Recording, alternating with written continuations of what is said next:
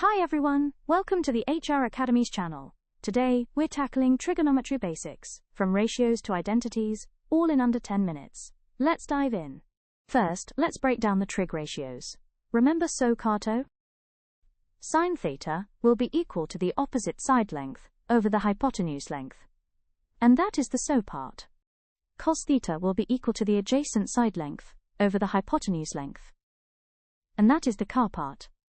Tan theta will be equal to the opposite side length over the adjacent side length. And that is the toe part. Example 1. Find sine 30 degrees in the following triangle. Since we are looking for sine 30 degrees, we use the SO rule. In this case, the opposite side is equal to 1, and the hypotenuse is equal to 2. Therefore, sine 30 degrees is equal to 1 over 2, which is just a half. The answer is in its simplest form. Now, using the same triangle, we need to find cos 30 degrees. We must use the CAR rule, which is adjacent side over the hypotenuse. The adjacent side is equal to square root 3, and the hypotenuse is 2. Therefore, cos 30 degrees is equal to square root 3 over 2. Now, let's level up the questions. If sine theta is equal to 3 over 5, find cos theta. Since both the sine theta and cos theta are there, we need to consider the SO and CAR rule. Let's consider what we have.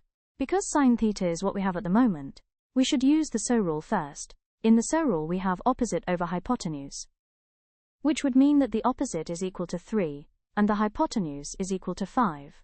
In cation, to find cos theta we need to find the adjacent value. An easy way to try solve this is by drawing your own right-angled triangle, D. Now we need to label the lengths. We know the opposite side is 3 and the hypotenuse is 5. And now we need to look for the adjacent side. How do we do that? Since this is a right-angled triangle, we can use the Pythagoras rule. In Pythagoras, the hypotenuse squared is equal to the sum of the opposite side squared and the adjacent side squared.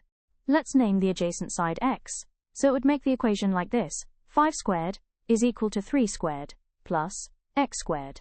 We are looking for x, so we must move x to one side. Using the laws of algebra, it will become x squared is equal to 5 squared minus 3 squared. Then, x squared is equal to 25 minus 9, which makes x squared equal to 16. But we want x only, so x is equal to the square root of 16. Therefore, x is equal to 4. Now we know that the adjacent side is equal to 4. Now that we know that the adjacent side is equal to 4, we need to look back at the CAR rule from SO-CARTO. It is adjacent over hypotenuse. Therefore, cos theta is equal to 4 over 5. And there we have our answer.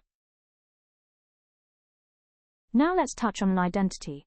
We must prove that sine squared theta plus cos squared theta is equal to 1. Let's consider a right-angled triangle with hypotenuse equals r, opposite side equals y, adjacent side equals x. Now, according to the SO-CARTO, sine theta is equal to y over r, because of the opposite, over hypotenuse, and cos theta is equal to x over r, because of the adjacent, over hypotenuse. The next step is to square both. Sine squared theta is equal to y over r squared, which makes y squared over r squared. Cos squared theta is equal to x over r squared, which makes x squared over r squared. And then, we can add them both. Sine squared theta plus cos squared theta would be equal to y squared over r squared plus x squared over r squared.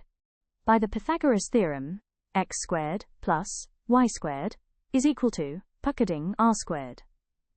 So x squared plus y squared over r squared is equal to r squared over r squared, which gives us 1.